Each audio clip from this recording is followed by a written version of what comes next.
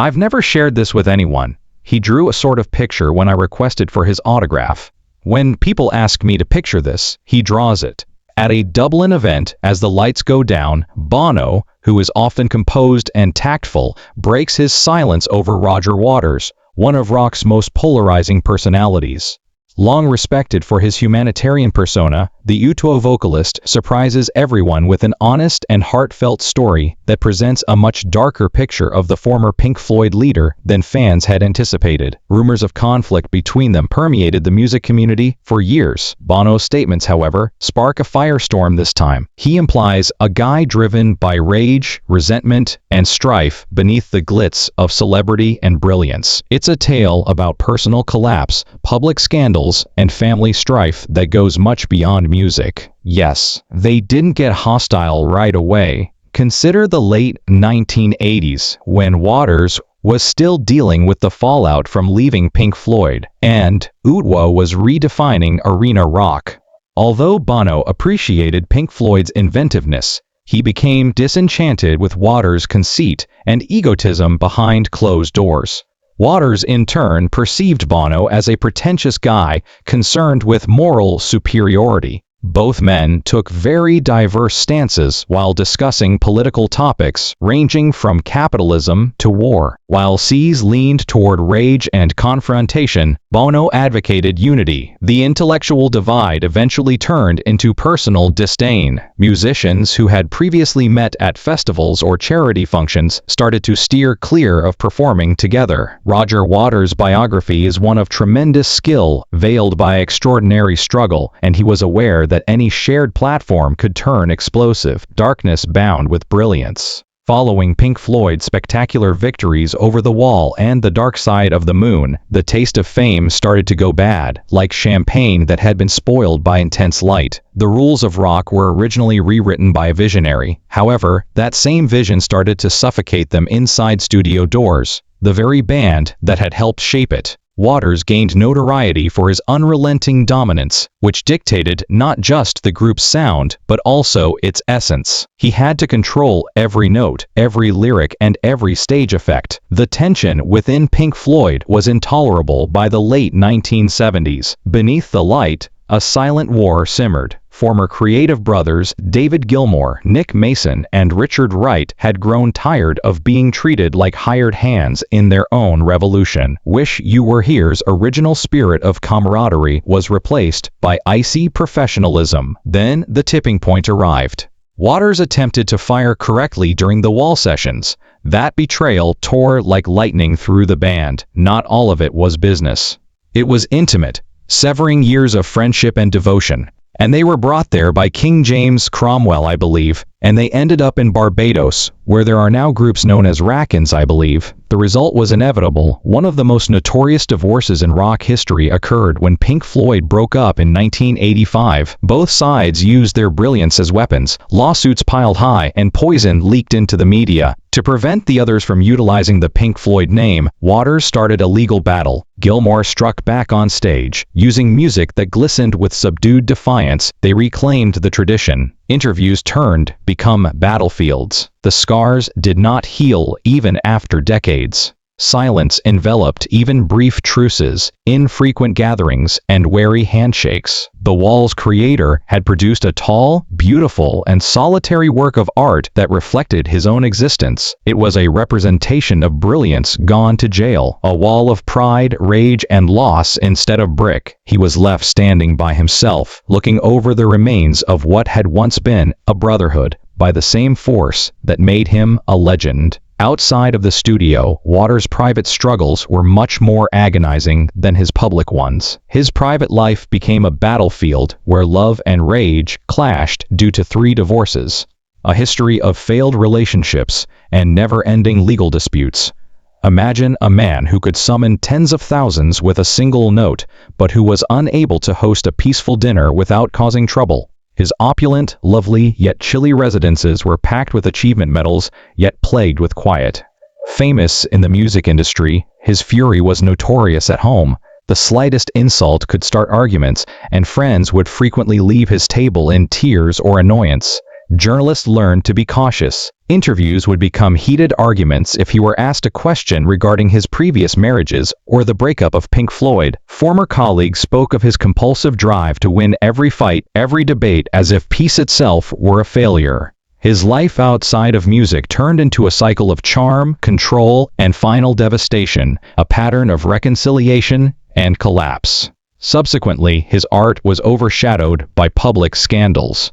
Waters's political views, which were always combative, became more sinister with time. He criticized injustice, but he frequently offended the people he purported to stand up for. Accusations of anti-Semitism and insensitivity became impossible to escape, especially after his shows featured imagery many found offensive. Global leaders are portrayed as pigs. Religious symbolism turned into satire. He maintained that what others denounced as hate was social analysis. The indignation became so intense that entire cities boycotted his performances. Sponsors withdrew. Even devoted supporters started to doubt the man they had previously referred to as a visionary. It was a stark contrast.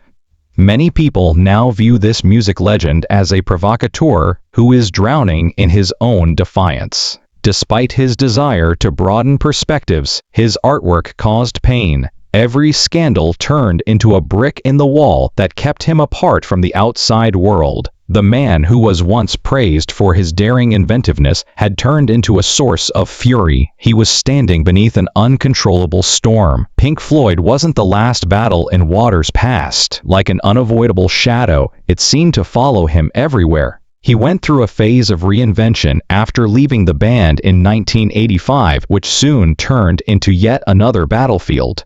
Consider his conflict with Bob Geldof while the Wall movie was being made. Geldof, who played the main character, described the experience as terrifying and described Waters' frigid perfectionism and relentless control as oppressive. Temper tantrums broke out on set. Geldof, who had a fiery personality of his own, frequently battled with Waters, who expected complete submission to his vision. With Waters examining every frame and berating anyone who dared question him, crew workers described the environment as tense and depressing. His altercations took place outside the filming location. Waters' solo career, while artistically ambitious, was hampered by clashes with producers, managers, and stage designers. He argued about lighting selections, artistic direction, and even funds. Working with him was like navigating a minefield, according to one promoter. Everything might blow up with only one incorrect word. Once the source of Pink Floyd's genius, his need for control had become an all-consuming obsession that drove away both supporters and collaborators. Pink Floyd temporarily got back together for Live 8 in 2005, but even big reunions couldn't avoid the animosity. The world hoped for reconciliation and a final show of solidarity from the icons who shaped a generation. However, the old hostility reappeared behind the scenes. Gilmour and Waters scarcely exchanged words. Rehearsals were characterized as aloof and chilly. The music surged on stage, but the appearance of reunion vanished as soon as the applause subsided. After that, Waters' attempts to get back in touch with Gilmour were unsuccessful. Gilmour turned down additional partnerships, humiliating Waters in public. He also had conflicts with other musicians, including Roger Taylor of Queen, who disapproved of his political concerts, and younger musicians who were turned off by his haughtiness. His loneliness seemed to grow with every argument and conflict. According to some who knew Waters well, his quest for artistic purity turned into a self-destructive endeavor that turned enthusiasm into paranoia. Convinced that only he genuinely grasped the importance of his art, he pushed everyone away. Waters was at odds with the very industry that had once admired him by the 2010s. Sound engineers, filmmakers, and promoters whispered about his outbursts and litigation, avoiding his name. His fury made even his political allies suspicious. Conflict had turned into a sort of fuel for Waters. Destructive, definitely, but strangely essential. as if he drew energy from opposition. In the end, his perfectionism became both his curse and his crown, a force that sadly left him alone on his battleground of sound and fury, but also made him legendary. There is a picture of profound and eerie loneliness hidden behind the celebrity and controversy. Imagine this: a man who used to command huge stadiums now sits by himself in vast silence.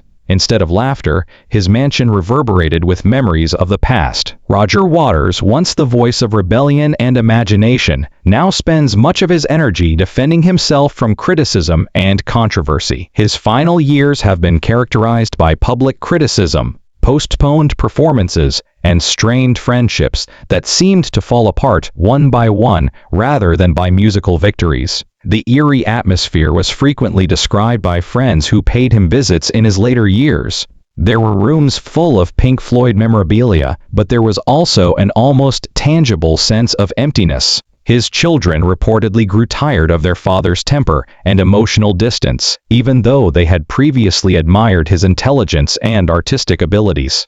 When family get-togethers did occur, they were reported to be tense, full of unspoken bitterness and weariness. Arguments at home were now motivated by the same perfectionism that formerly propelled musical marvels. In the end, the man who wrote about isolation in The Wall lived out every single word. Waters appeared to be caught in a vicious cycle of pride and resentment as the years went by. As his outbursts grew more intense and intimate, friends distanced themselves from him, collaborators declined to answer his calls, and even ardent supporters became uncomfortable. But deep down, he was still plagued by rejection, and would never be able to win the respect of an industry that he felt had misinterpreted him. He used to look to art for approval. Now he searched for it via defiance. The length and intensity of his interviews increased, and they were replete with philosophical reflections on betrayal and power. He seemed to have become the lone anti-hero who created his kingdom only to be consumed by it, his own most tragic creation. According to insiders, he is proud but deeply hurt, unable to forgive those who left but unwilling to alter the aspects of himself that made them do so.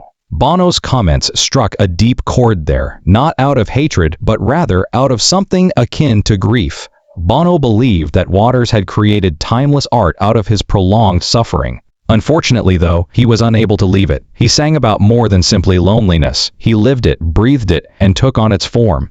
In his own shadow, surrounded by the ghosts of the music, the friends, and the family that had vanished, stood the man who had once defiantly commanded the stage. Roger Waters is still regarded as one of rock's most divisive personalities today. He is equally praised and criticized. Progressive rock itself changed as a result of his music. However, a lifetime of disagreements, legal battles, and strained relationships cast a shadow over his personal legacy. Even now, his name stirs fierce controversy, hated by some who regard him as a symbol of division and haughtiness, and loved by others who consider him as a visionary. Old ghosts reappeared in the music industry as a result of Bono's admission. Decades of strife were recalled by fans. Waters' never-ending conflict with David Gilmour, the consequences of his political outbursts, and the estrangement of associates and colleagues who formerly admired his brilliance. His story was further marred by each fight, which left behind emotional devastation that shaped his latter years. In addition to headlines, Waters transformed into a guy in pursuit of atonement outside the stage lights. Despite being involved in controversy after controversy, he frequently spoke about humanity and peace. From outspoken charges of anti-Semitism to acrimonious disputes with reporters and campaigners, every time he tried to mend bridges, another storm erupted, often of his own making. Friends described him as lonely but stubborn, smart but scarred by his own pride. And so, as Bono spoke that night, the world was forced to see the wider picture, the price of an infatuation with art. Remind yourself of The Wall, that towering emblem for isolation and emotional disintegration. Waters' masterpiece wasn't the only one. He had prophesied it. It engulfed him throughout the years, transforming his brilliance into a cage he had created. Waters saw life as a battleground and art as life. The cheers that had previously given him energy became echoes of remorse. Beneath the resentment, however, lies the indisputable fact that Roger Waters created something remarkable in spite of his shortcomings and rage. Even though it left him standing alone on the rubble of his own creation, his kingdom of emotion changed music forever.